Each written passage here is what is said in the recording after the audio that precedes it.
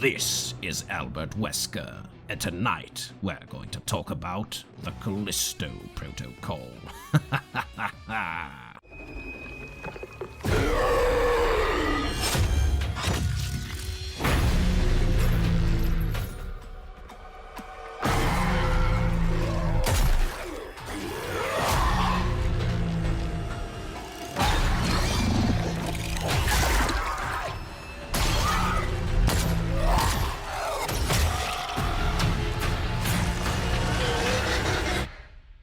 I just love that last part.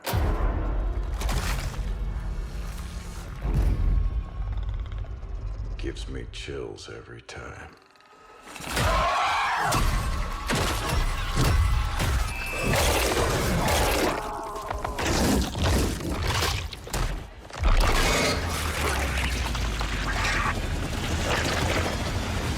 Welcome to your new home.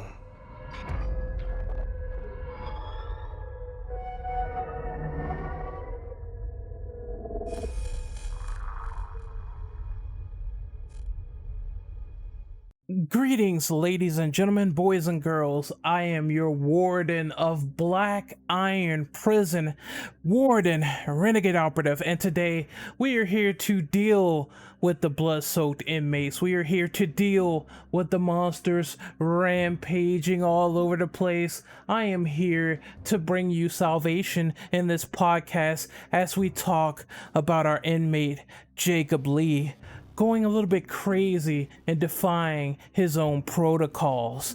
This is the podcast for Callisto Protocol. This is a game that looks readily amazing. I cannot wait to play it. Gore galore is in the building, and since Summer Games has transpired, it has wrapped, it is finally done, we finally have a bunch of gameplay impressions to talk to you about, the audience, or the unruly prisoner in our confines. I will pass the guest baton to my first regular, A.K. Austin.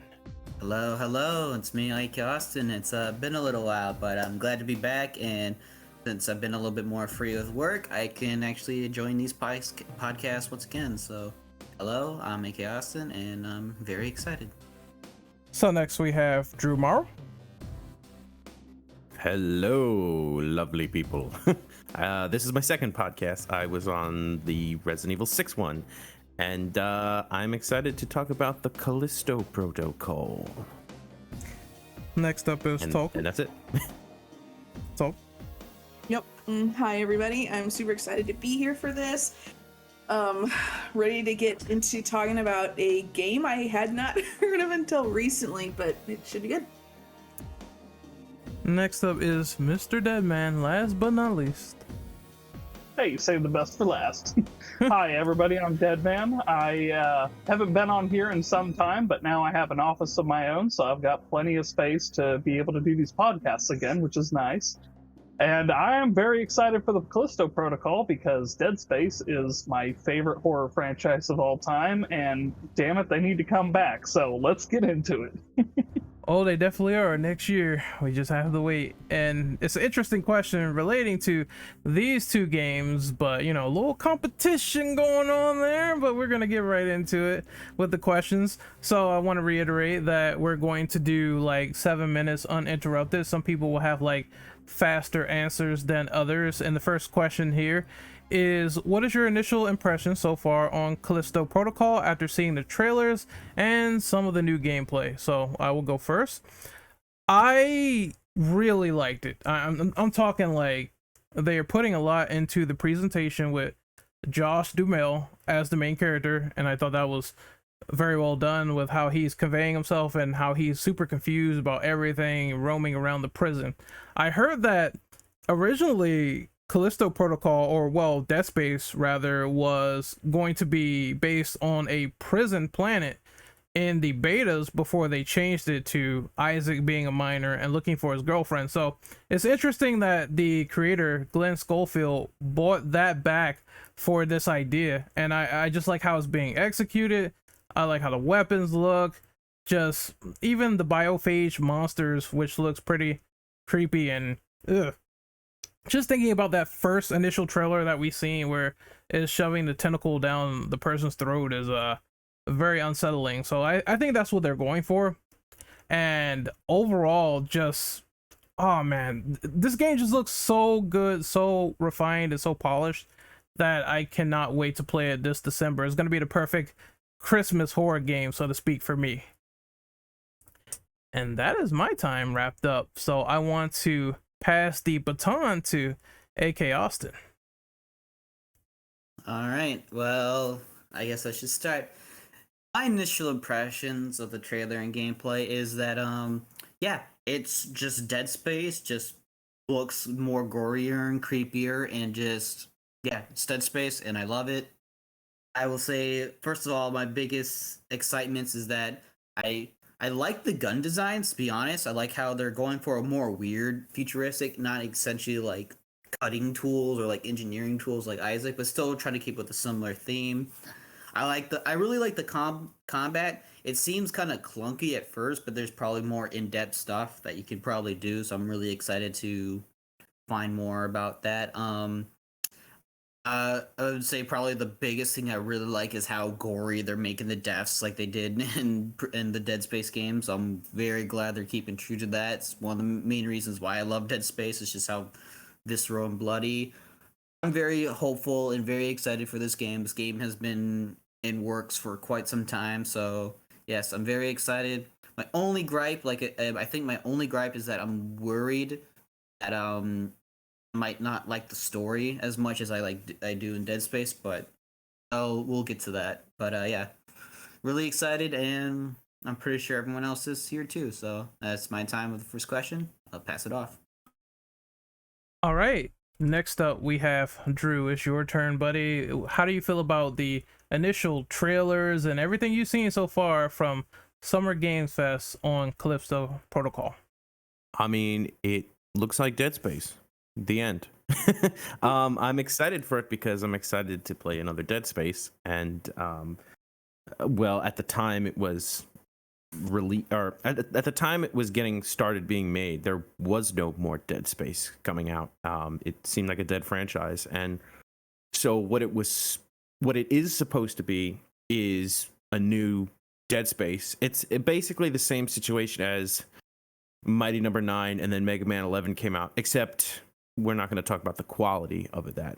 But what I'm getting at is it looks like what I want, and I'm excited to get more of that. But something that Austin mentioned about the story, I have no idea what to expect from the story. Are they going to try to make it similar to Dead Space in that maybe there's a placeholder marker turning into these placeholder necromorphs? Like, I'm curious if it's going to be sort of a one-to-one transfer using different terminology or different names for different creatures and different designs, but basically be the same story, or if they're going to do something completely different.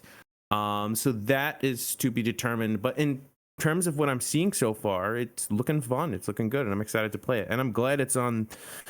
Is it on PS4? Because I don't have a PS5, and that could be a problem if it's on PS5 only. It's on PS4, so nothing to worry about. Perfect.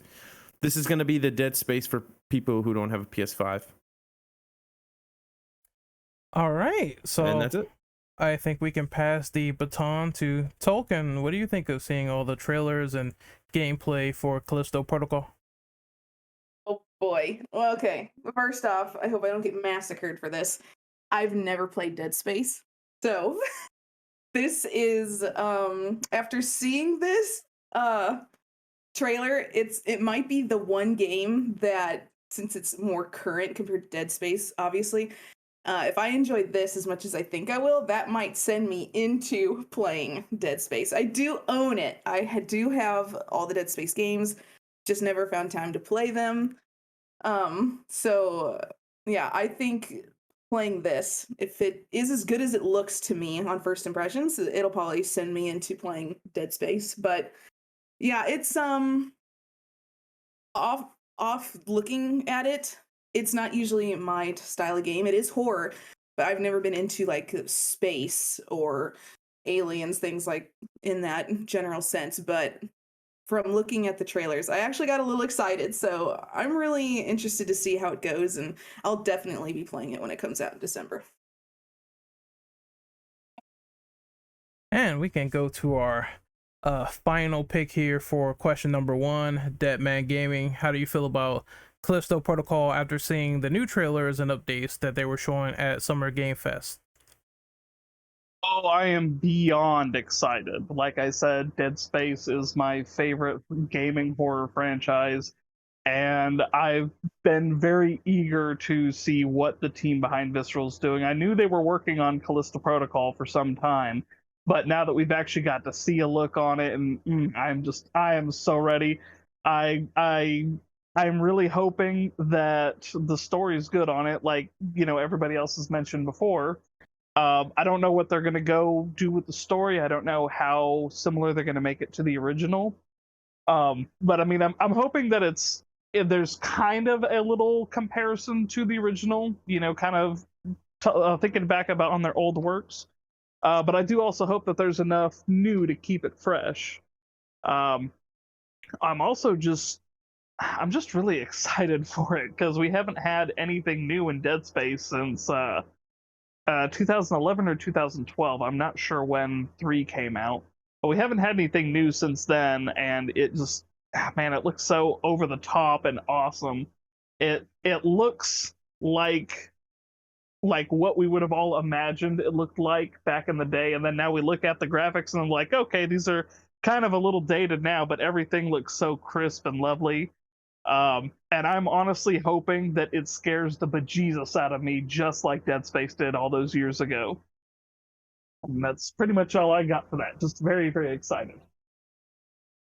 Yeah, I don't blame you. This game is so far looking incredible. The more, it's like one of those, the more they show it, the more I want it. And that's like a really great feeling in gaming, in horror gaming, because there's a lot of sci-fi horror games coming on the horizon. So we're gonna move on to the second question, and this is a certain distinctive topic, but we're gonna get through it. So number 2 is, how do you feel about the storyline breaking their connection to PUBG, which is like, I think it was that game that came out that was Battle Royale, and they were going to link PUBG with this game in particular.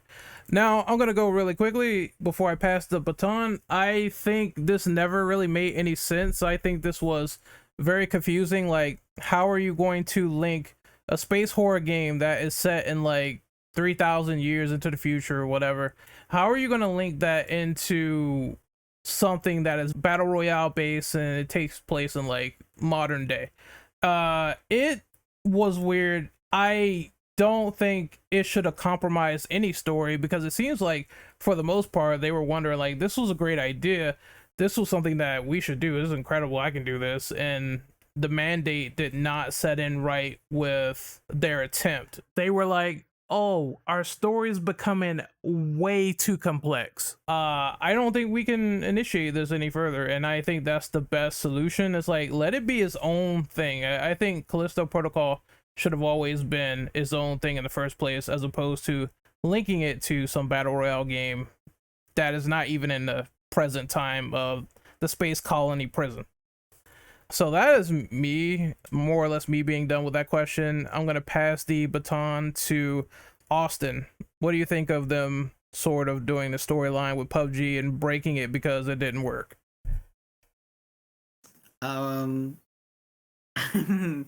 Not really sure, because honestly, I'm gonna be completely honest. When I first heard like, oh yeah, this is gonna be based around the same time and storyline of PUBG, I was like, are you fucking memeing right now? I hope you are, cause what? It still confuses me to this day, with the whole PUBG like story based around storyline, that they broke away from it, correct?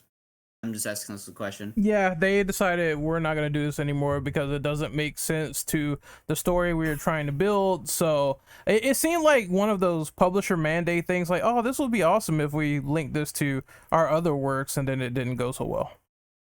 Yeah, so yeah.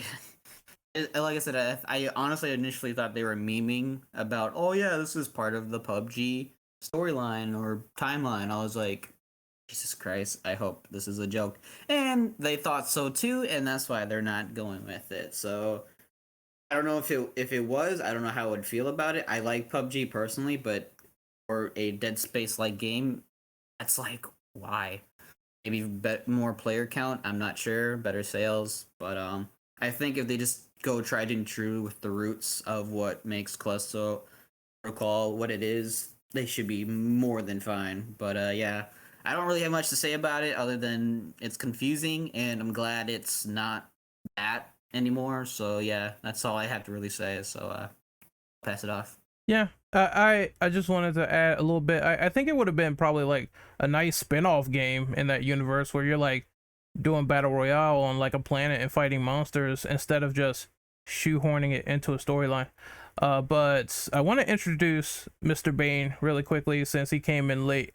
Bane, before you speak though, we're doing a certain format, so when people take turns doing the questions, they go 7 minutes uninterrupted. So you can introduce yourself now. Well, I am Bane, Puzzle, etc. I just have to say real quick, just to catch up, I'm really fucking excited for this game. That's all I gotta say for now. I'll let everyone else keep talking. I'm currently eating. Okay, fair enough. So Drew, what do you think of them breaking the connectivity of the storyline with Callisto Protocol and PUBG?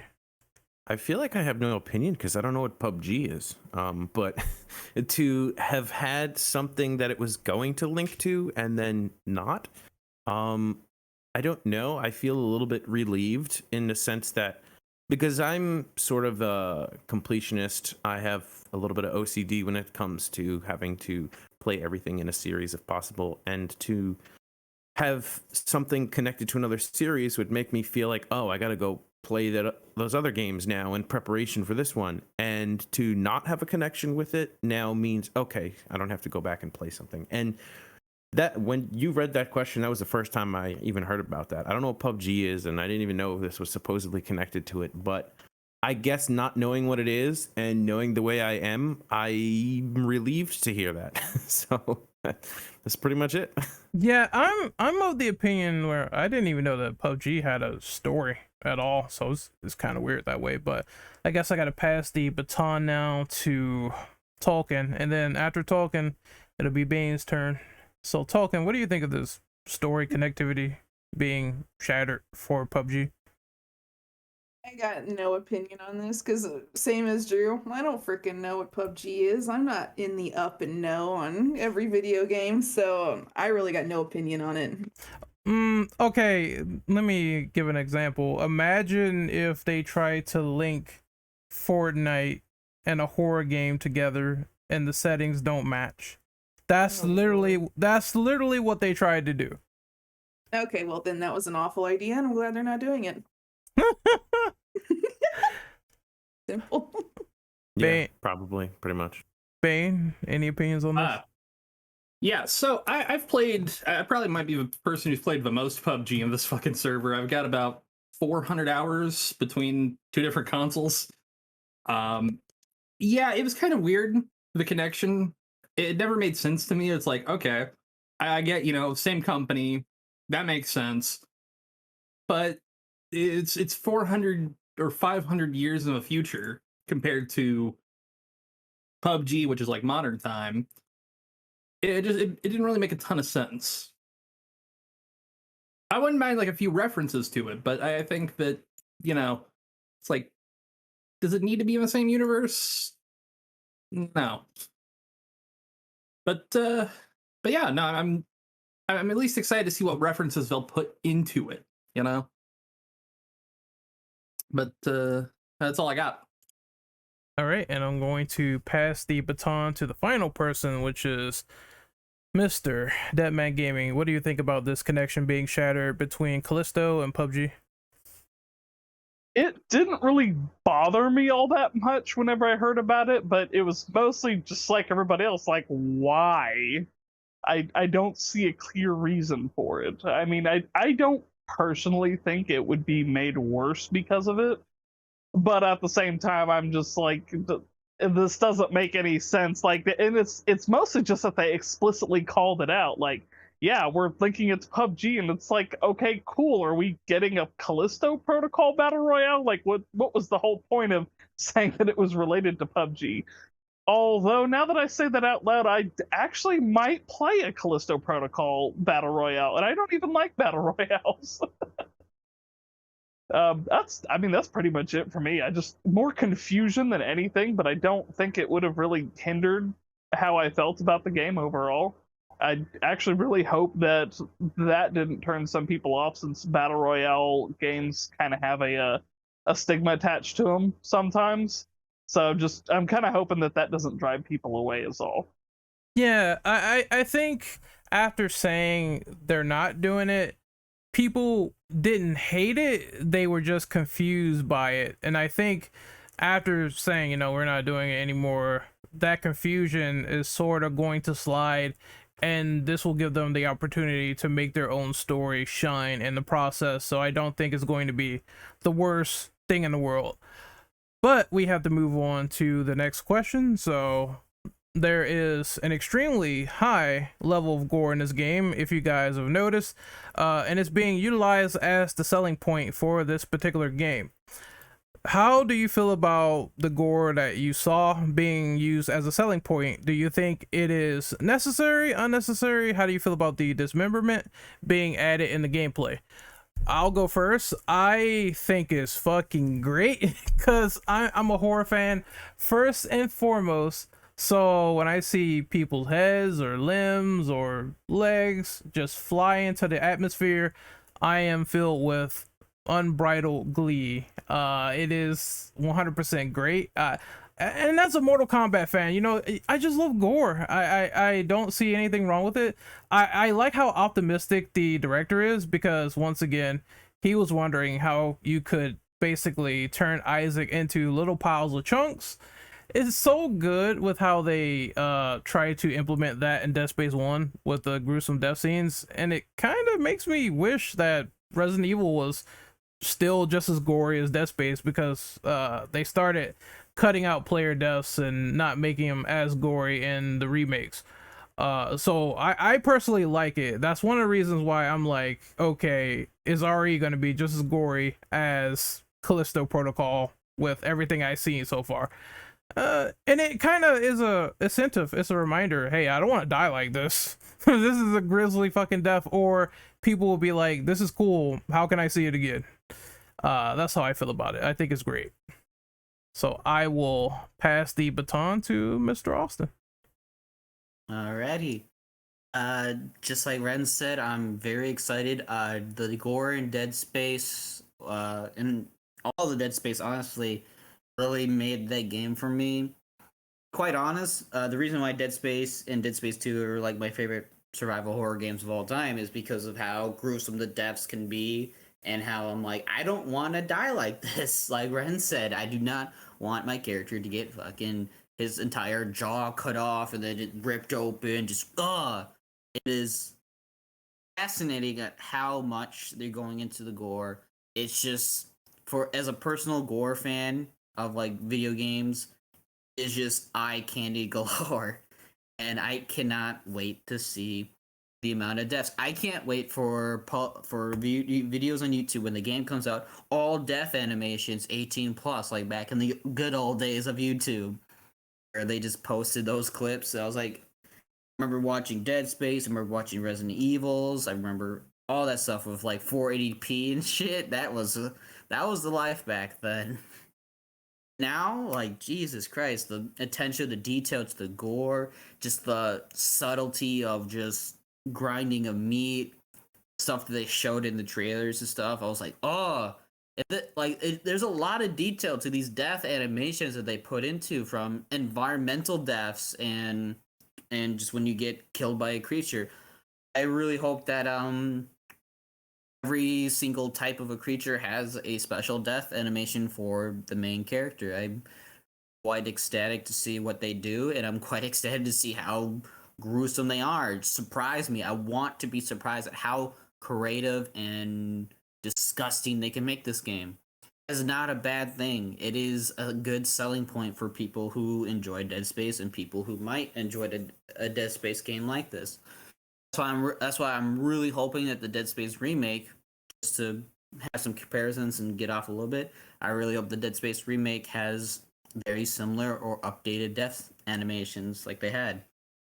But back onto topic, it's hard to like. I want to know if you down a creature, whatever they're called in this, not necromorphs, do they get a special death animation if they're crawling towards you, if they're missing an arm, if they're missing a limb, or they're missing part of their face?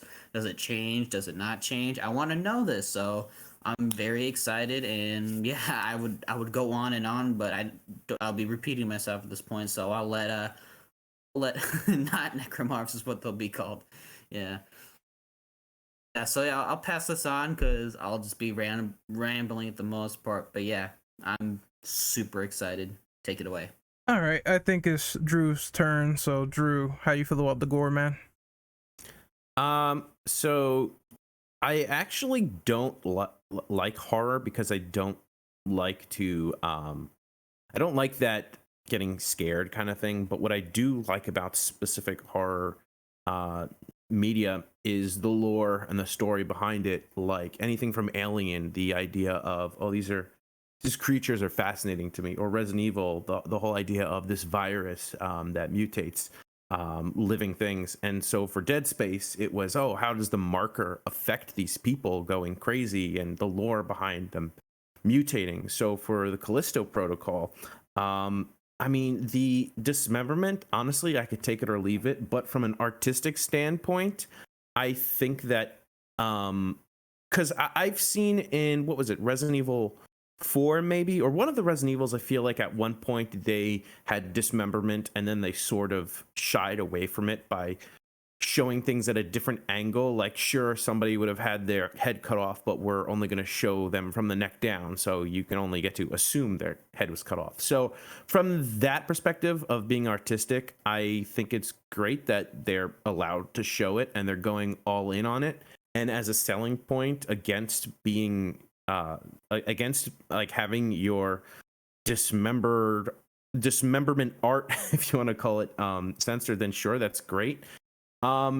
In terms of, I had another thought, and I don't remember it, so that's crappy. But yeah, I just think that, like, if you want to use the gore as a selling point, that's great. I think for me the selling point is, hey, we're allowed to do this, and we're gonna have fun with it. And if that, you know, from that perspective, I think that's fine. I'm looking forward to it, and I'm hoping that the story and everything is going to be cool. Oh, I remember the other thing I was going to say, from a development standpoint, a coding standpoint, how do things missing limbs function? Are they going to function differently? Like, let's say you cut off, even the dismemberment for the enemies, let's say you cut off a monster's arm. Is it going to do something different? Will it be coded to have different actions? That's what I was going to say. So from the both artistic and development standpoint, I think that could be a really cool selling point. It just depends on how they handle it. So yeah. And to, like, sort of just answer your question really quickly, yes, they are doing a reactionary gore system. This was said in the interviews, where it's like, if if an enemy has no legs or no arms, it's gonna do differing things. So that will correspond to your actions within the game. Oh, then that's actually Thank you. Awesome. Yeah, that's even. Thank you for answering that. Yeah, knowing that now, like, I have an even more positive spin on it. I mean, dismemberment for the sake of dismemberment. I mean, some people are okay with that because they like that. For me, I'm like, I can take it or leave it. But the other aspects of it, like I said, the artistic integrity and the reactionary development, and like, that's pretty impressive for like the model to recognize, oh, it's missing an arm, so it's going to do something different. So, I mean, I find that cool as a selling point now. So to know that, awesome.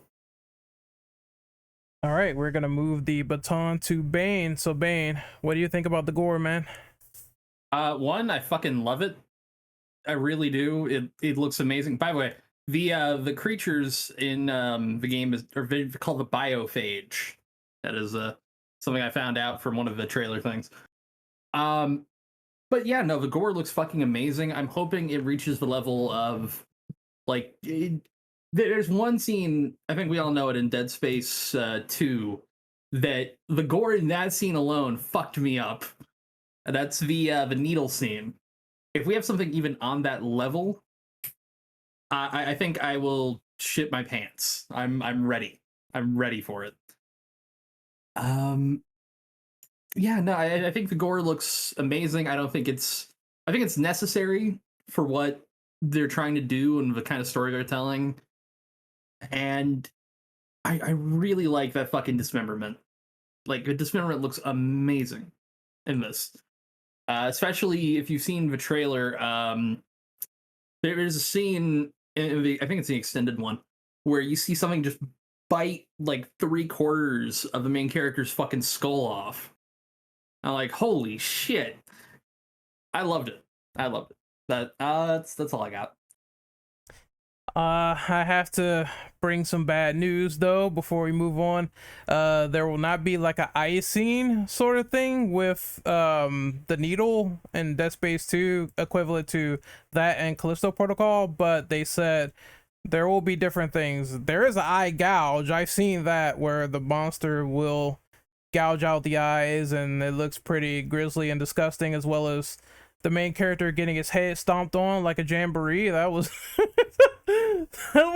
the gore in this game looks so fun. I think we were like having a small debate saying, is it going to be a good selling point, yes or no? And then when we saw the trailer, we're like, we're buying this. Yeah, we're in. So that's just a nice little reference there. But I'm going to pass the baton to Token. Fucking excited. I am all for the gore. I play horror games not only for the scare factor, but also for the gore in them as well. I think a lot of games don't take advantage of the gore levels just because they're so concerned about the people that are buying their games. And in my opinion, I don't give a shit. If you're gonna make a horror game, do it right. Make it scary, make it gory. I want to see it all. So I'm super excited. The dismemberment, cool. Like Bane said with the head popping off. Oh my god, that was so amazing. So I'm really excited to see just how gory and just how scary this game's gonna get. But I'm loving it already, just based off that. Dead Man, how you feel about this? I am a huge fucking gore hound, so I'm very excited. I was actually a little worried leading up to it because, I mean, I knew it was kind of the same vibes as Dead Space. You know, I knew they were probably going to have a little bit of gore in it, but I was like, things have gotten a bit more tame since those came out. So are they going to have to censor some of it, or how's that going? And then, you know, like everybody said, with dude's head getting nommed off, I'm like, nope, it's gonna be awesome. I'm very excited to see just kind of, you know, what you're gonna face, how you're gonna dismember it, how they're gonna kill you. Basically, how much gore is like really gonna be in here. Are they going to keep it tame for some of it and then unleash it all, or is it gonna be kind of level throughout? I'm very excited to see what all they've got going for it. I am a little disappointed that, like you said, that there's not going to be any specific eye gouging scene, but I'm hoping they put something as memorable in there, because years and years later, that is like one of the things that sticks out about the franchise, because it was just so intense. Yeah, I think the director's sort of quotes was, there's no eye needle from Dead Space 2, nothing equivalent to that, but there's going to be different things. And like I said, there's an eye gouge that we see in the trailer. It's like really fast. You gotta pause the video in like 5 seconds when they show the character getting killed, but it's that and the guy getting his head ripped off. And there was another one where he gets caught into a conveyor belt and he sort of dies. He gets grinded into like some veal cutlets, so it's going to be death's equivalent to that. And speaking of which, it moves into the next question, the next segue, which is number 4. What are your thoughts on the environmental traps being introduced in this game? It can insta-kill players, monsters, and enemy prisoners. Now I'll start on this one. I think this is interesting. I heard some people say it could be annoying because if you're randomly like walking and you're not paying attention, you're gonna get sucked in and die instantly. But I think it creates an idea of strategy. Like, I want to go around and see if I can lure this monster here or push him into the gears, and that'll help me fight off this horde, and I'll take out like one of them or two of them, and that'll help me a lot. And then I gotta be careful because I can't be stupid. I can't just say, oh, I'm gonna walk up closely to this and then I get like grinded up into meat. So I think it creates a layer of strategy. You have to watch your ass while also getting these enemies in the right position so you can pick off a few of them. If it's done well, which I think one way it could be done worse is if you're in a room and there's like 8 traps and it's like, oh my god, what am I gonna do? Because if I walk here or if I walk like behind, I'm gonna get sucked in. So it's one of those things where it's like, if done well, it's gonna be great. If done poorly, like any other mechanic in the game, then it's going to be criticized. It's going to be basically what it is. So I'm going to pass the baton to Mr. Austin and see if we can get some interesting questions from the death traps in this game. All right. Well, I just want to say, again, going a little bit off topic, but it's the only comparison I can make. Environmental deaths made Dead Space 1 and Dead Space 2 much better. Dead Space 1 had the gravity tether traps on the floor panels, which led to some, honestly, moments where I've actually jumped because I did not expect to be stepping on one. And it has led to some of the most funniest moments I've seen in Dead Space. Just walking around, I've watched people just move to one side, did not remember where the trap is, and just go whoop, completely dead. That has led to some funny ass moments. Unfortunately, it does not seem like the Callisto Protocol is going to make it funny. It's going to be more serious and like a scary factor. But that's what made Dead Space 2 super fun, is that you can break glass in certain sections and you can get sucked into space, which had, I believe, I believe it was 3 to 4 different death animations for Isaac, which was super really neat. He had one where both his arms got chopped off, one where he got chopped in half, and one I believe he got sucked out and the only thing that was left was his arm. I think there was 3. I can't remember if there was a 4 or not. Yeah. Environmental death traps made Dead Space 1 and 2 really more fun and, quite honestly, scary. I played Dead Space 2 on hardcore mode. Going through some of the insta-death traps in the later sections of hardcore mode legit made me almost shit my pants. I was like, oh shit, I do not have that much stasis. I need to get around this. It was hectic.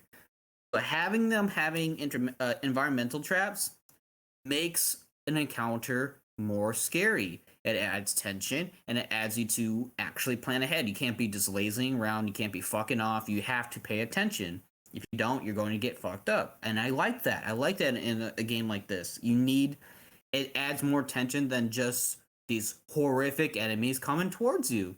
I am super excited, and I want to know what else do they have. Are they going to have little licks in the cheeks for gravity tethers, for getting launched into space, or getting launched out of the world and dying? I'm not sure. I hope they do it because that's some of the best parts in Dead Space 1 and 2.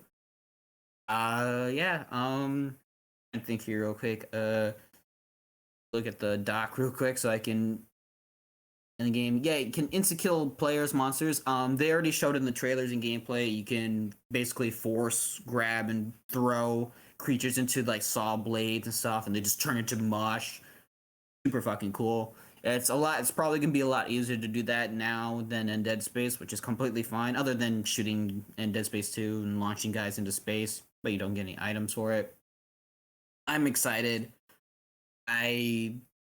It's gonna be fun. It's gonna be scary, and it's gonna add to a lot of tension that I'm really hoping to look for. And that's pretty much all I have to say. And I'll pass it off. All right, so it is Drew's turn. What do you think of the environmental traps that were featured in Callisto Protocol? It's been a while, and I didn't honestly forgot about the traps, but the idea of having environmental traps, so they give me mixed feelings. There are some times where I feel like an environmental trap could teeter on the brink of being unfair, but if a trap is something that maybe you would notice if you paid attention to the environment, then it becomes a little more fair. I think something like Dark Souls was guilty of this, where they would just throw unfair things at you for difficulty, when Demon Souls threw fair things at you for difficulty. They were just harder.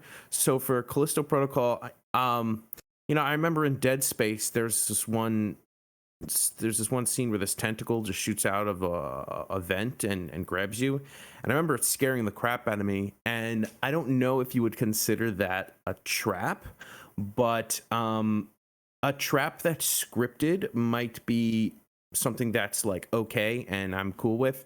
I just don't want to be punished for something that there was no way to avoid. As I guess the best way I can say it. Like, I don't mind an environmental trap if it's something where if I fall into the trap, I'm like, oh, I should have seen that coming. I saw that there. Why didn't I react accordingly? But if it's something that comes out of nowhere and just punishes you for the sake of punishing you, then like that's dumb to me.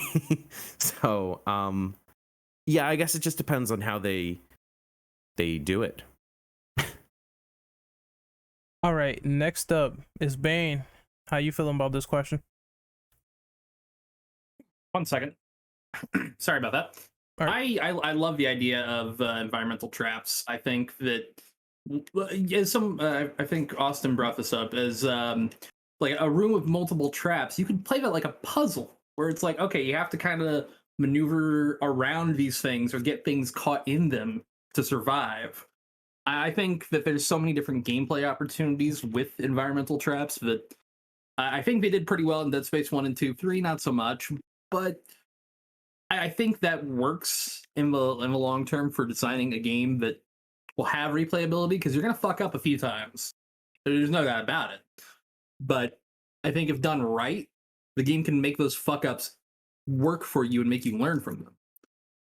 I'm really excited to see what they're going to do with the traps, but that's all I got. Alrighty, so Tolkien, it's your turn. All right. I'm really excited about the traps. As it's been previously stated already, it adds something really interesting to the game that you have to watch out for. Not only do you have to pay attention to your surroundings while being chased by these creatures and maybe not knowing exactly where you are on the map, or if you're lost or what have you, but then now you have to watch out for environmental hazards as well that can just end your run instantly, which is gonna suck absolute ass. But it adds something really cool to the game. I'm really excited to see it in the works, but then to also perhaps use it, as you stated, Ren, against the creatures themselves, if you can trap them or lure them into it. It's a really interesting idea. And as someone, as I stated, who hasn't played Dead Space and didn't know that these existed, I don't recall any other horror games or survival games that use traps kind of like this in this way. So it's going to be really interesting to see how this works out. But it sounds really amazing. I can't wait to see it. And Deadman is the final one. So what is your opinion on the environmental traps? I definitely dig the idea. I mean, Austin said it best. They've had those in Dead Space 1, 2, and to a lesser extent 3. It definitely makes it cross genres a little bit, where it's a bit of a puzzle, especially if, as he said, you're playing on hardcore, so you're thinking about ways to minimize your ammo usage. So you can use the environmental traps, and then it also makes it to where you have to, some people might say that it's unfair, they don't like them, but you do have to pay attention with these kinds of games. It's like something like an RPG, you can you can kind of zone out on a little bit. But when you're playing something like this, it's going to be very focused and need your attention. So it's just a really good way to keep on your toes, I think, and just make sure that you're in the game. All right, and I guess we can move on to the next monstrous question, so to speak. So we're talking about our thoughts on the creature design in this game, and I don't even think we saw one boss. That is quite amazing. So far, they look disgusting. They look absolutely deplorable in terms of design, like 2 meat hooks under the jaw, and how they are bulbous with like cancerous flesh all over them. It is some of the most nastiest stuff. I think Glenn Schofield, who is the creator of Dead Space in this game, he knows how to create creature designs mostly based on things like The Thing, Alien, just your nastiest nightmares coming true. And I think this game is no different. I think what got me the most in the trailer is when you're sort of doing this shimmy through the creatures' bodies, and one of them, their eyes open. It's like, oh, what the fuck, he's alive. So are they going to do something there where you're in like a scripted sequence and this monster is going to try to kill you? I think that's very well done with how nasty and grotesque they look, and how they're focusing on like the faces more, and there's a little bit more detail going on here than Dead Space originally. So I really just like how they look. I feel like we need to see more, because giant bloated monster man, we saw that a lot in the trailer, so I can't wait to see. Oh, there's another one too. It's like it was stuck on a string, and it kind of reminded me of the parasitic head from Dead Space 1 that will detach and rip off Isaac's head.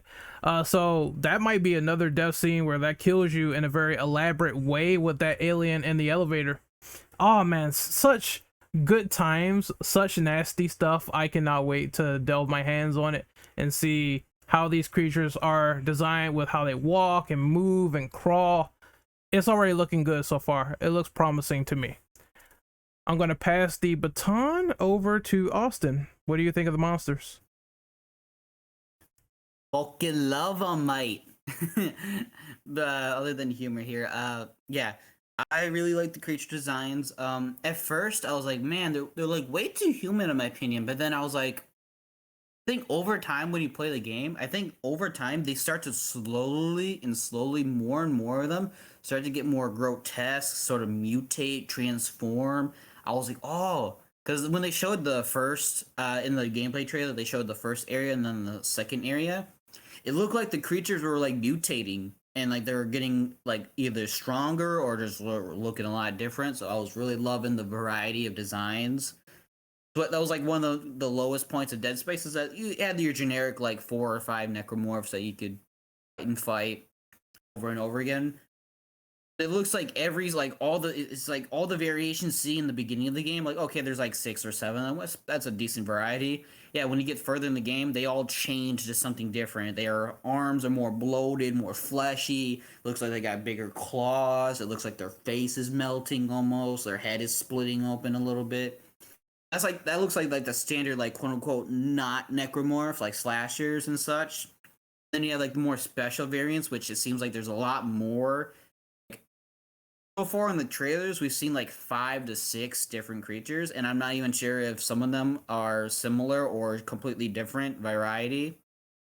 Mutations definitely leads me to believe that there might be much more variation in how enemies attack. Like, we saw a spitter, which just looked like a regular creature, just being able to spit. It had like a weird elongated neck. I can't exactly remember.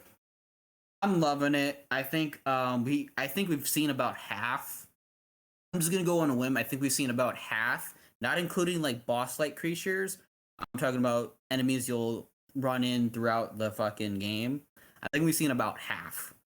So I'm very excited to see the variety. I'm very excited to not have to fight the same creatures. Which leads me to believe that there might be more death animations. Now, thinking about it, we might get a little bit different death animations. They might be similar, They might, with like the whole fleshy bits, they might be a little bit more aggressive. They might be like blah, blah. It's beautiful, man. Like it leaves me very hopeful. Glenn Schofield is a fucking madhouse genius. He's like the Tarantino of gore, which I completely love. He loves gore, and the amount of work he puts into helping come up with some of these ideas with the actual creative directors and art designers and shit. Oh, it's just a dream come true. I'm very excited, and I want. There's a lot more I can say other than that. I'm going on a whim. We've seen about half, and if there's more to be shown, I'll be making sure to let it know, like on Twitter and such, how much I love the creature designs. We need to see more guns, though. I'll just say that we need to see more guns.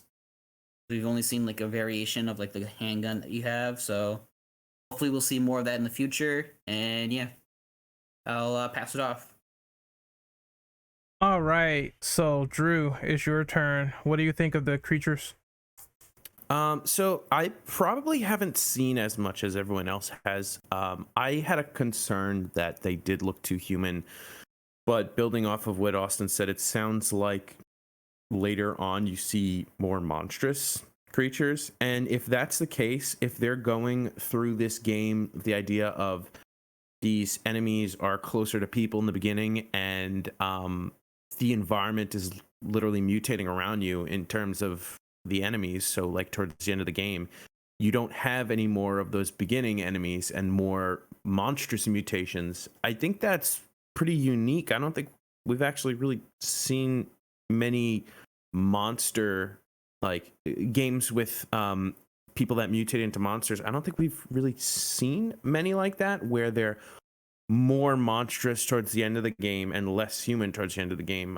So they're like literally mutating alongside you throughout the I'm gonna say adventure, but it makes it sound lighthearted when I say adventure. I guess campaign. So with that in mind, if that's the route they're taking, I'm really looking forward to seeing what happens with these creatures and how they look towards the end. Like there's this one creature that keeps coming up in most of the searches, where it's pretty much a person with just like two heads fused together, and I'm like, that's like not too creative. But if that's something that's closer to the beginning of the game, and then that thing turns more into a monster later on, then I'm pretty excited to see the different kinds of variations and chains or quote unquote evolutionary lines of these enemies. So yeah, I'm excited to see what these designs that we've seen, what they can lead to. All right, Bane, it's your turn, buddy. Well, I think like Schofield and his team, he brought a lot of people on with him for Call of Duty World War II, which has a lot of really good zombie designs. So I think they're gonna be on their A game. I'm excited to see what the fuck they're gonna do with like the later, like the bosses and shit. That's tempting me. But yeah, that's all I got really. Oh no, that's fine. You can keep your answers brief on this one. Next up is Tolkien.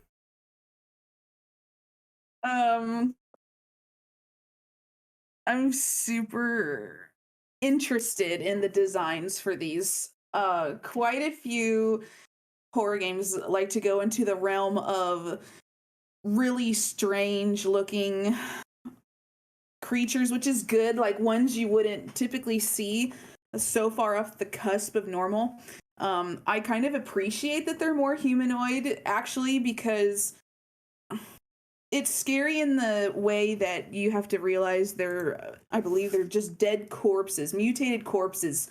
Not sure why, or if it's like some sort of infection or something, but it's to me it makes it more realistic and more real and interesting to see them in this way instead of something that's so far off the norm and unbelievable that a lot of horror games like to go to.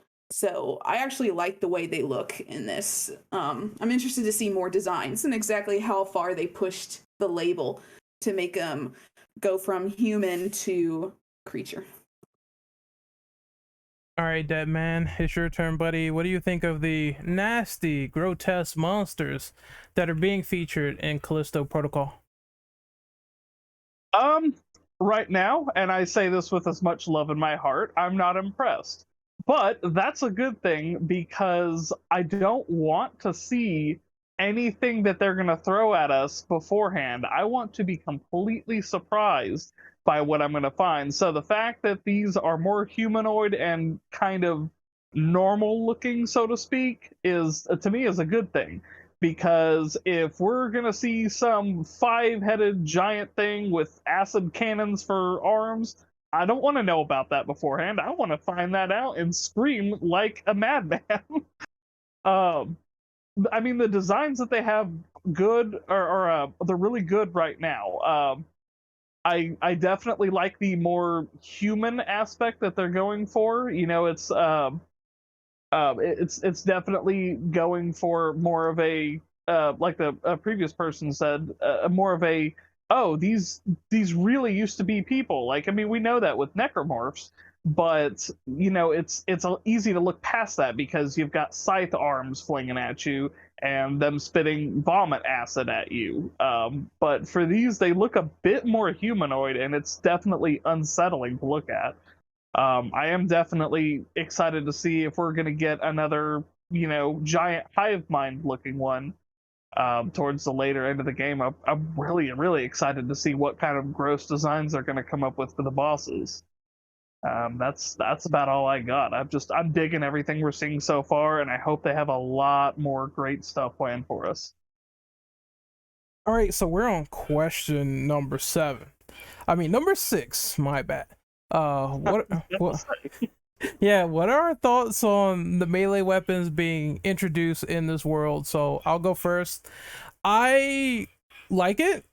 It seems like we've been talking about like correlations of this game and Dead Space for the entire podcast, but Dead Space like has melee, but not melee weapons. And I thought that was really engaging that they're doing something a little bit different. Like there's this baton that you could use to beat the shit out of monsters in this game. You can slice off their legs, and I thought that was cool. So that's gonna be a nice focus if you say run out of ammo, or if you don't have a gun at the time, you can fight back this way. I saw it was a stomp too. So that might be a way to forge like points. There's also like a store in this game as well, which I assume will be used to upgrade your rig, your character, etc. So I really do like the principle of the fact that they're trying to do something different. To what extent though, I guess we're gonna have to wait and play the game and find out, because this melee could also be bad as well, depending on how the controls are, how they do it, and it could also be a good thing.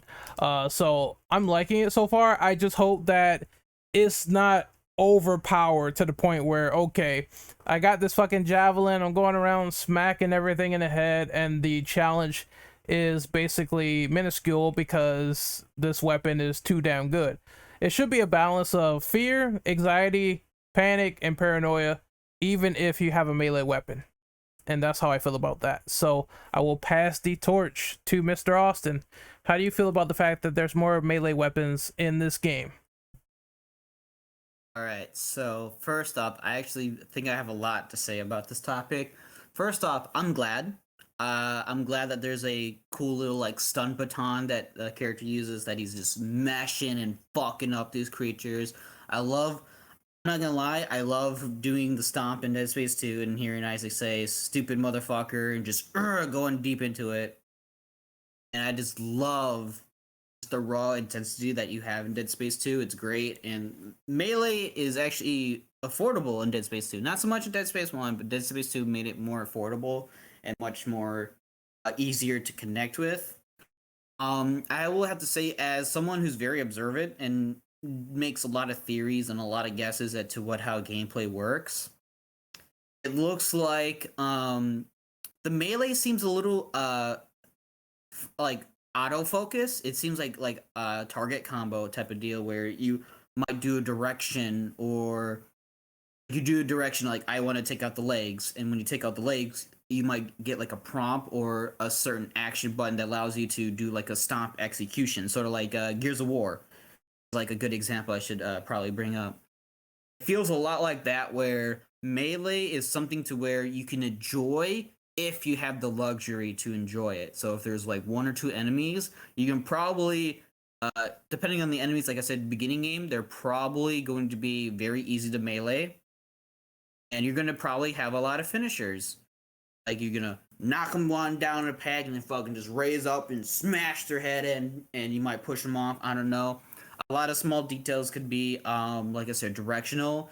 You probably like, I want to go in the melee a guy. You see somebody coming, do a quick backdash because there's dodging, and you switch to your gun, shoot that guy down with the gun, and as the other guy's recovering from the stun, you run up, do the execution, and then you get execution the other guy. That sounds really cool to me. I really hope that there's more melee weapons or melee upgrades where you can do like combos. If you can do certain combos, or you have certain inputs you can do with the melee in this game that allows you to incapacitate creatures or take off limbs, stunning, anything to make it more engaging is really nice. Because from my current standpoint, like I said, it seems more like an auto target type of combo system, just the way that it looks. It might be just presented that way. If it is, then I don't know.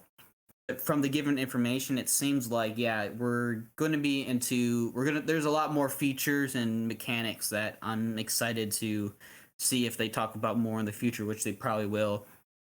And I just want to make a quick note. I should have said this at the beginning. I'm not the biggest fan of the rig. I'm not the biggest fan of like the health bar on the back of the neck. It might grow on me. I'm hoping that it doesn't look good without your suit. When you have the suit, it looks a lot better, in my personal opinion. So hopefully that either changes or just looks better in motion when you actually get your hands on it. Dead Space rig will always be the GOAT. That shit is simple and effective, and Dead Space 2 made it even better. Yeah, back to the topic. I'll wrap up real quick. I still think melee might be probably one of the best features added in this game. Is that it probably if I have to be honest, it's probably going to lead to more a lot more player engagement. Where if you want to go more melee, if you want to go more range, maybe they'll do it in the way where you can choose to be more melee focused on certain enemies, and then your gun is to help back you up and help stun, and then you finish with melee. That's not a bad idea. That's not a bad game plan that you can have. Or they'll streamline melee to be like, use melee to either which will probably help you with ammo, help you deal with loners, help you deal with like a small group if you need to, save ammo, save money essentially. Health might be a problem, so you might have to use melee. Dodge feature. The dodge doesn't look amazing, but that might be because we haven't seen it in full action before. So yeah, I'm really excited, and I think that's all I have about to say. Like I said, quick pointers. I hope it's like a target combo system where you might do inputs and directions to do certain attacks. You might unlock more attacks. You might be able to get better weapons or upgrade your weapon to do more damage, to do more stun, to do more executions. I really hope that's in the game. Just a lot more variety in my opinion, is what's gonna make melee good and fun. I hope it doesn't take away. But I'll pass it off. I'm talking for so long, and yeah, I'll pass it off right here. Yeah, I agree, and I think we saw a finisher in the trailer where he like smacks one of the creatures' head open. Like that's definitely cool. Like, give me more finishers, please. But we're gonna pass stomp finisher. Yeah, the stomp 2 is like really awesome. But we're going to pass the baton to Mr. Drew Morrow. Cool. When I see more melee, I wonder what the reason is.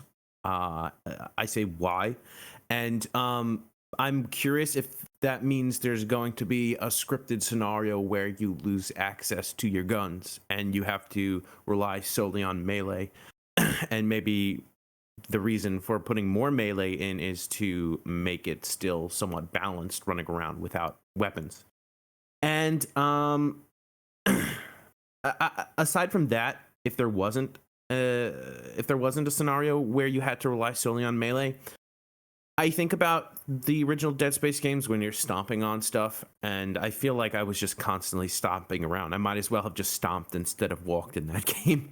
I think about other games that have tried to put in melee, and I think Resident Evil 6 comes to mind, and we've already had that discussion. But I think having melee in a game that's a shooter is a really good thing, because you start to wonder, you want to put yourself in this scenario, and if something comes at you when you have a gun and just like it's up in your face, your natural reaction is still to push them away instinctually. So to be able to do that in any sense with melee feels more natural to me in survival horror.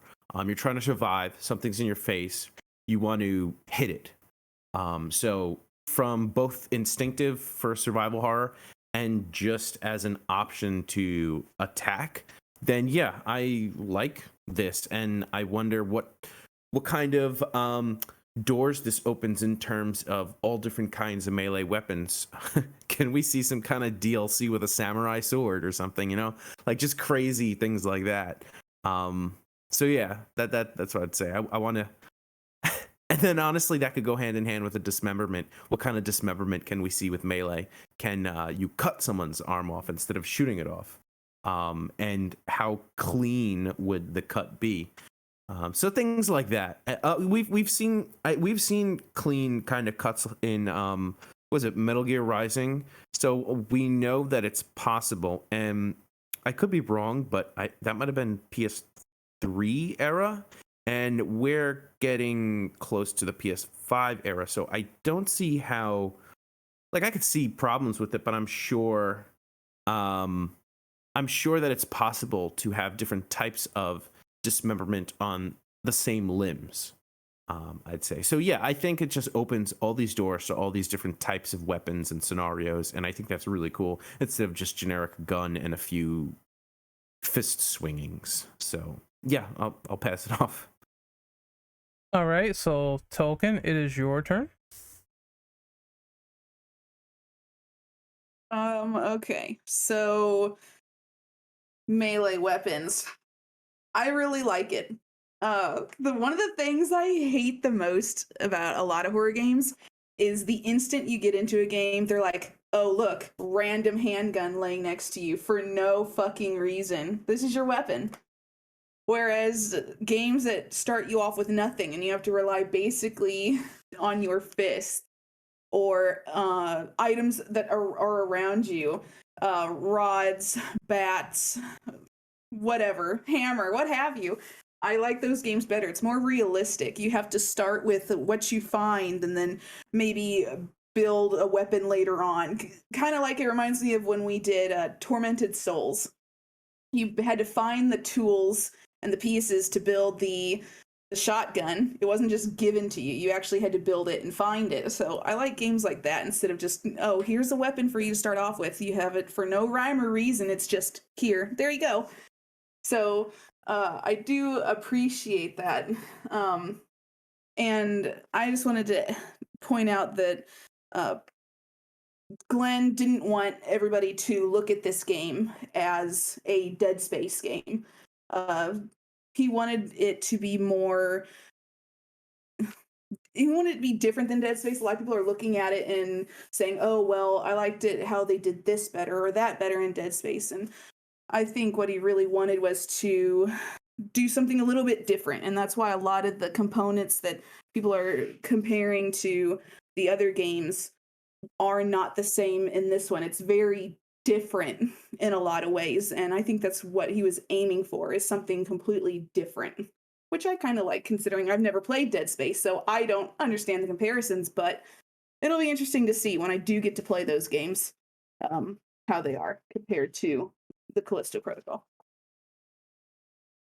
All right, since Bane is back and this is his last point so far, I would like you to talk about the melee systems and what do you think about them featured in this trailer?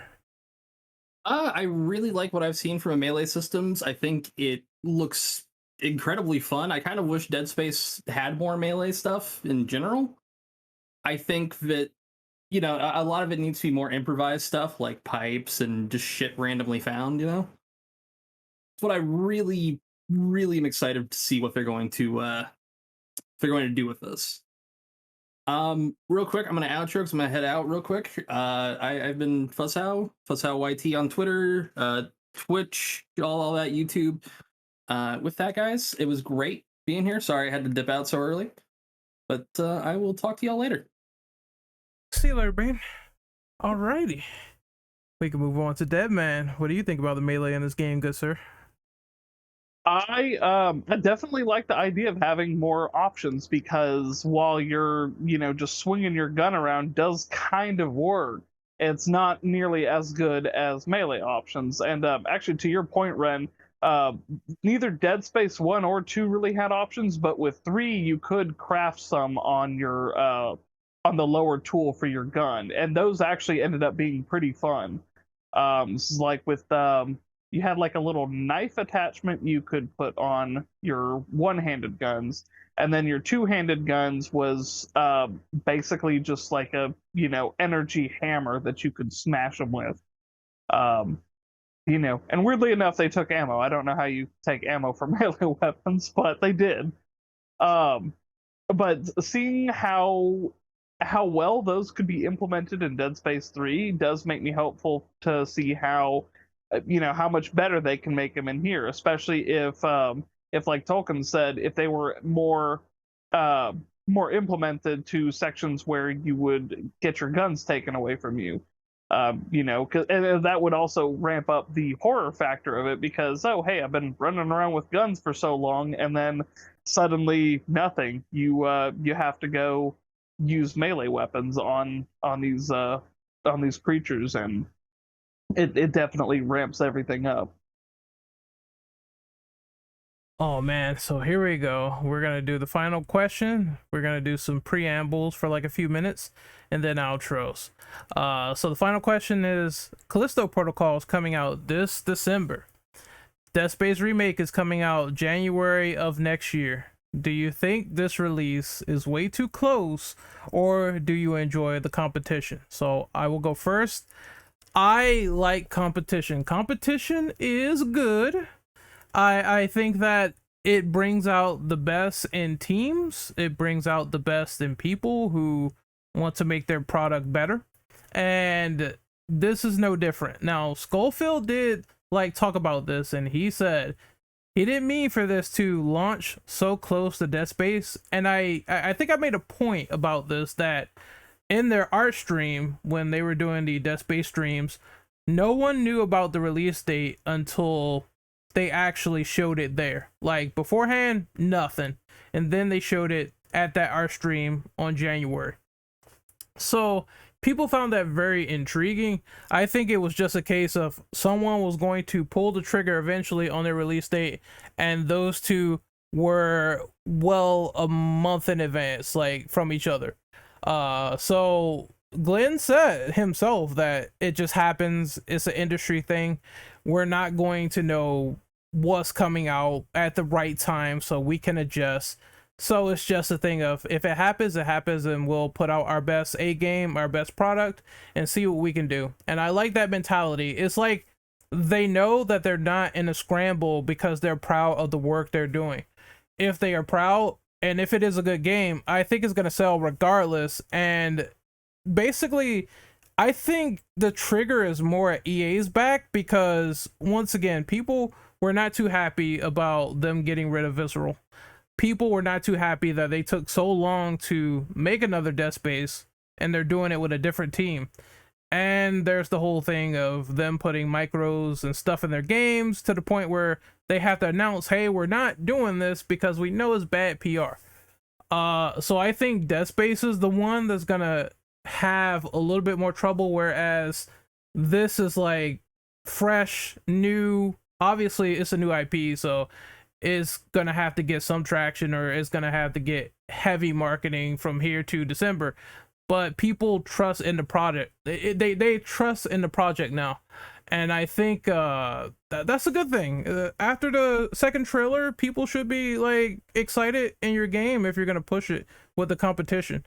So I have no issue with it. I don't think that it's a bad thing. It's just interesting to see how these two games that are very similar, how they're gonna play out in the next 2 months following those releases. So I cannot wait for that. But I'm going to pass the baton over to AK Austin. What do you think about this releasing close to Dead Space remake? Oh boy, so I'm on the fence to where I don't think it how did you word it? You said is it too close? I don't think it's too close at all. Like I said, when it was initially revealed that the dates were the dates, when you were asking questions on Twitter, I was like, I think this is mostly a coincidence, and I firmly believe that, and it was proven to be correct that it just happens. Studios just announce when they need to announce, and it's their certain deadline that they need to get out. The developers have nothing to do it. They just have to make a good job and do the best they could. So I have nothing against the dates. And competition, yes, there is a mild competition. I will agree there, but I think that overall, it is all in good taste, and that they're not trying to outplay each other. They're trying to support each other in a competitive way, like you said. And if I remember correctly, there's like about 50 days, like 50 to 40 days in between each release. So that's a decent amount of time for people to it's like a decent amount of time to what you call it, separate the games from each other to the point where I don't think it will affect sales as much. If they're within like 2 weeks, then that might upset some sales because people don't want to be spending $120 to $140 within those 2 weeks on 2 games. I completely understand. However, if you have like up to about a month and a half to almost 2 months of leeway between each, that is not bad. I think that's completely fair and completely fine in retrospect. I don't think it will have any effect. I think marketing is going to be the biggest factor here. Is Dead Space going to show much better? In my personal opinion, I think the live streams have been amazing. I hope that they keep it up, and I hope that we get at least a trailer or two just completely showing a finished product. I'm excited for that. Probably around I think they're gonna show like one big major trailer like 3 or 4 months before it releases. In my personal opinion, I hope they do. Callisto Protocol. I already think they already did a really good job at marketing. They did a really good job at just showing what they want to show. I have no doubt that this is going to sell well. I do. So what was that? Quick math, 40. Yeah, they're like 2 months apart, which is pretty good in my opinion for leeway. And I like I said, I firmly believe both are going to sell well. People, new and old Dead Space fans are going to get Callisto Protocol, and old diehard fans are going to get Dead Space Remake because it's Dead Space Remake. And then even people who are still into just sci-fi horror and just want a space kind of thriller like Dead Space, like Callisto Protocol and then Dead Space Remake, I have no doubt that both games are going to sell pretty well.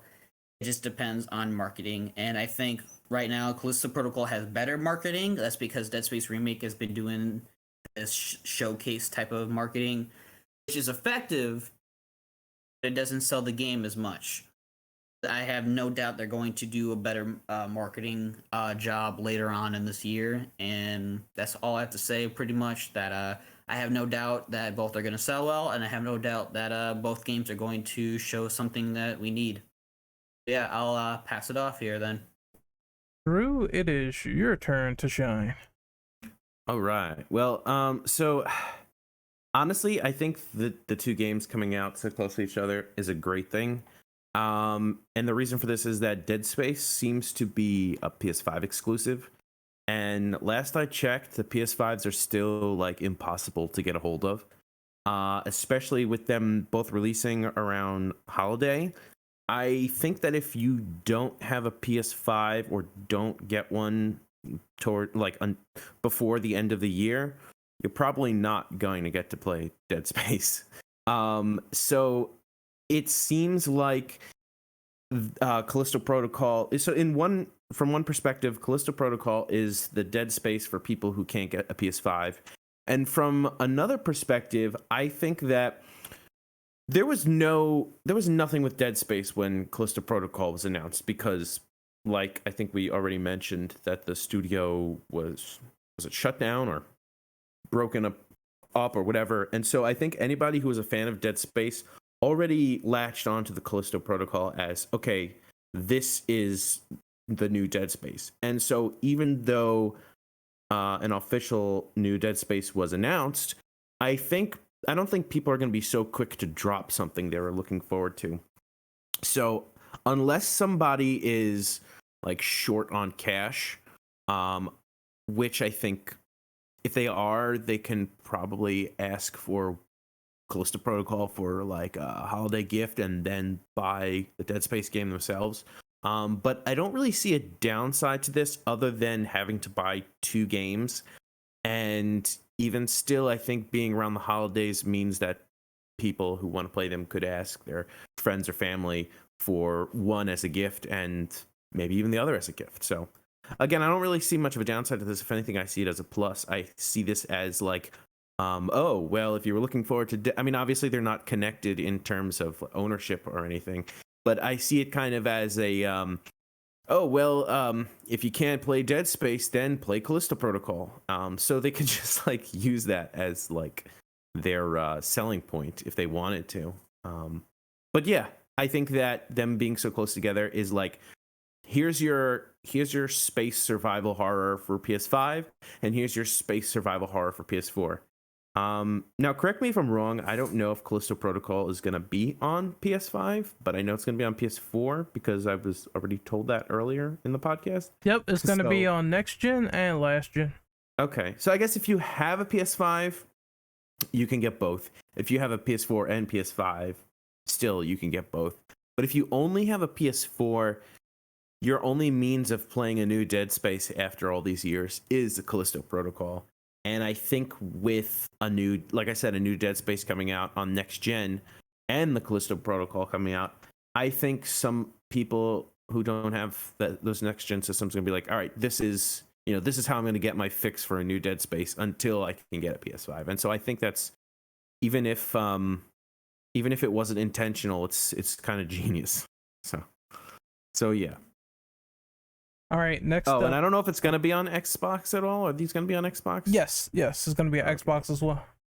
I don't really follow Xbox too much unless they... I would follow it if they made a new Banjo-Kazooie game, but that's never going to happen. So. But next up for this one is Tolkien. What do you think of this? It doesn't actually bother me that they're being released so close together. In my opinion, I really don't think it's going to be much of a competition, just because I know those that have been fans of Dead Space for all these years are going to buy the Dead Space remake. That's already probably a fact. And then those same people that are excited for the Dead Space remake, I can guarantee you, if they enjoyed the Dead Space as much as they did, then they're going to buy Callisto as well, because it's pretty much, close to the same style of game. It's still in space and same like story type. So I can bet that people that have the money and like Dead Space are going to end up buying both. Both are going to make a crap ton of money. We all know that.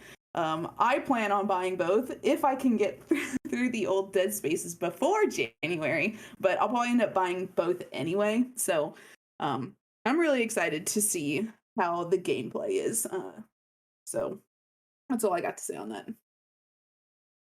Dead Man, what is your thoughts on this, buddy? Originally, I was just all, they're releasing Callisto before Dead Space to be like, see, this is how you do the space horror. This is what happens when you close our studio. But no, all joking aside, I think it's really good. It actually is probably better, I think, that Callisto is coming out first because, these guys haven't made a Dead Space in, like I said, all over a decade. And, oh wow, no, I said 2012 earlier. It was much sooner than that, I think. Or no, it's about that. Anyway, they haven't made a Dead Space game in some time. And, it's going to be nice to see what they've been up to since then and with the closure of the studio.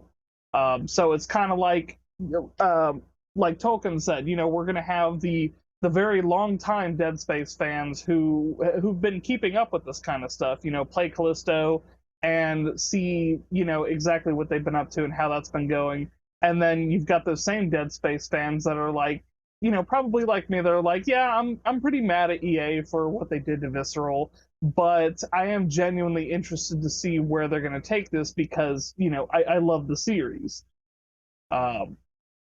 So I think them being close together like that is really good too, because then you're not going to have like a long gap of, say if they release 6 months apart, you're not going to have that kind of comparison to see, okay, this is what they did with the with the new team remaking a classic, and then you've got the old team that's working on something completely new. So if you're going to make comparisons to the old series to the new series, because as much as they want to get away from that, let's face it, everybody's going to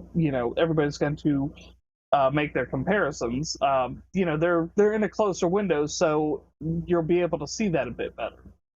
I'm actually just really glad they're both releasing so close together. So mostly, so I don't have to wait nearly as long for them. That's about all I have to say for that. All right, so we can all talk and do some preambles before we do the outros. So I think this was a very interesting and fun podcast. Is there any things you guys wanted to bring up as we talk about random stuff? I don't know. I was talking to Tolkien about Dead Space 3's co-op actually being super fucking fun. Other than that, I'm just fucking excited. Us Dead Space fans are eating fucking good. Oh, yeah. Yeah. That was actually, I had actually never played before I just went and captured footage this last go around. I'd never actually played Dead Space 3 in co-op. But I made my buddy, who's kind of a weenie when it comes to horror stuff like this, I made him play it with me. Oh. And it was really interesting to see his reactions to it, because I didn't know this, but when you go through the co-op missions, Carver has like all these fucking hallucinations that Isaac can't see. And I was just saying that in chat. Yeah, and so he's just like, dude, are you seeing this shit? I'm like, no, I cannot see any of this. And he's just like, what the fuck is going on, man? Blind playthroughs of the co-op are some of the best I've seen. Honestly, Dead Space 3, as a game that is not that great overall, it has its moments. The co-op is just like Resident Evil 6, Resident Evil 5 and 6 co-op. The co-op makes the game so much better. It makes it so much better. I have a question. It's much more fun. Carver, and when you play co-op, Carver has so many fucking good lines with Isaac. He does. I was surprised by that. I was like, wow, I knew Carver was like a good character, but going through and actually getting to hear more of him go with Isaac, I was like, wow, that's really a disservice to play this solo, because you miss out on everything with Carver. Like, I had no idea that he was that racked with guilt over his family and believe his son's death. Like, it adds so much more to him and makes it better for it. It's like it really is a disservice to play it solo anymore. Yeah, I have a question actually. Do you guys think that if these systems are well done, because I mean Dead Space did this before with like co-op and multiplayer, do you guys think there should be like maybe some sort of spin-off or multiplayer variant in the future, or you just prefer fuck it, I want to see where they go with single player straight up survival horror first? Honestly, yeah, if they did multiplayer like Dead Space 2, which Dead Space 2's multiplayer was fucking awesome, just very underplayed. If they do something like that, I'll be more than happy to play it. Same. If there's a way to incorporate the multiplayer so that it's not needed. So like what I mean is, in some of these games where multiplayer is, in some of these third-person shooters where multiplayer is put in, it's usually to take over the spot of an AI that follows you to campaign. But if there's a way to like do that so the other person could come in but also has the ability to open doors and stuff, not like the agent in Resident Evil 6. So like, if you kind of get this happy medium of I can play this solo without an AI, but I can also play this co-op with someone who has just as many options as me, I think that would be really amazing. Yep, I agree. That's one thing I liked about Dead Space 3, with the going back to that and having a character witness differing events, fucking with his mind. I think that would be great psychological tension on the second player, and they could also balance it as well if they wanted to and say, hey, this is a tense horror game. You have no ammo, you have these melee weapons, but they could like either break or stuff like that. That's something in the melee section we didn't talk about as well. Like, are you guys fans of the weapons breaking or just permanently being around but not really that strong? Be a good again, it'd be a good point to the horror aspect. Like, you can't just use your weapons willy-nilly, and you know, you might come to a point where they just break and then you're defenseless. So I mean, it can really go either way. I think it would be an interesting thing to do, but I'm not necessarily sure if it would be a good thing.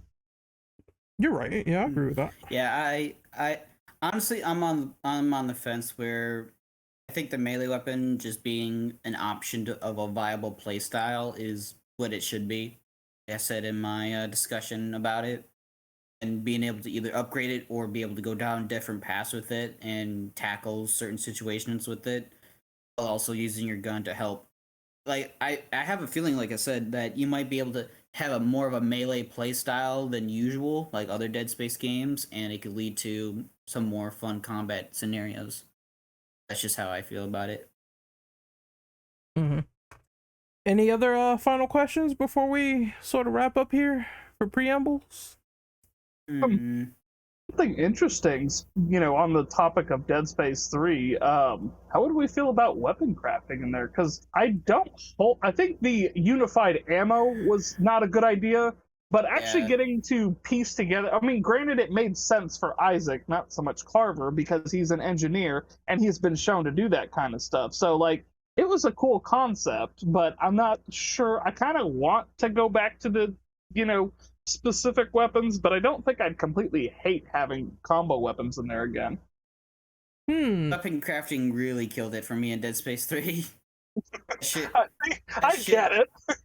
That shit had to make me min-max so hard just to even enjoy it. It was I missed having regular ammo types.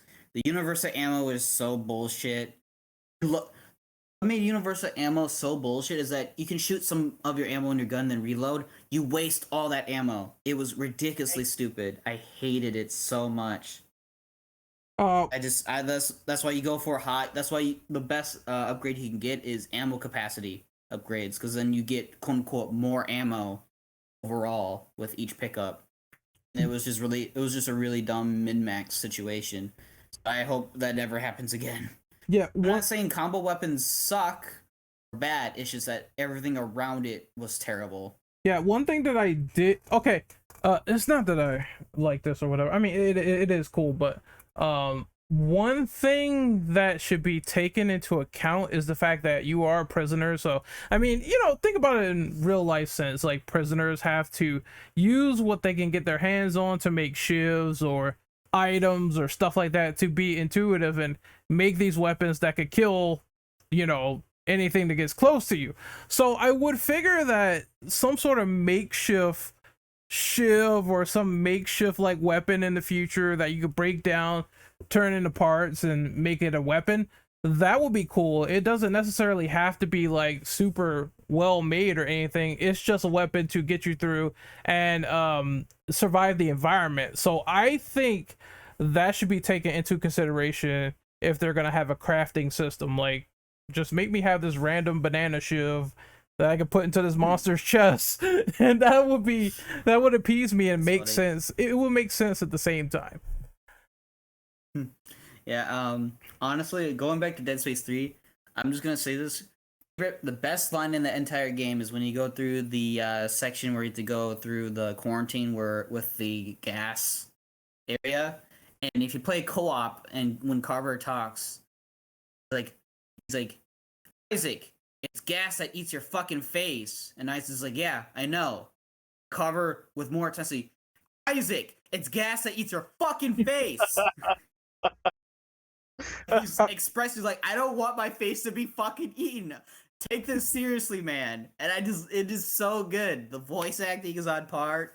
It is the best fucking dialogue in that entire game. It's just Carver's like, Isaac, it's gas that fucking eats your face. And Isaac's like, yeah, so? It's like, Isaac, it's gas that eats your fucking face. Man, It's through this. He's just ready to go home. It's so good. I love it. It's fun. It sucks because Dead Space 3's dialogue is good. It's just that the plot did not hold up as good. Why not? The dialogue, bad, well, not really bad, but really poor writing decisions. Yeah, I think we should try to wrap it up here soon. Anyone else have questions or things they want to add? I'll take that as a no. The silence. Yeah, not really. I'm just looking forward to seeing more about this game. All right. I think Ren, it's time to wrap the show up. Yeah. All right.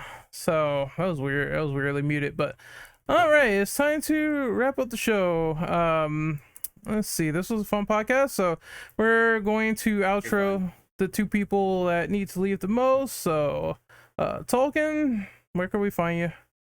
And you can find me at Twitch, Twitter, and YouTube at the Lady Tolkien handle. All right. Next up is Drew, since you have the go-to. Yep. You can find me on. So I go by a few different names on different things. On I think Twitter, I'm DrewMorrow_comics. I think I'm also the same on Instagram. On YouTube, I think I'm Diamond Death. That's 2 D's in the middle of the name.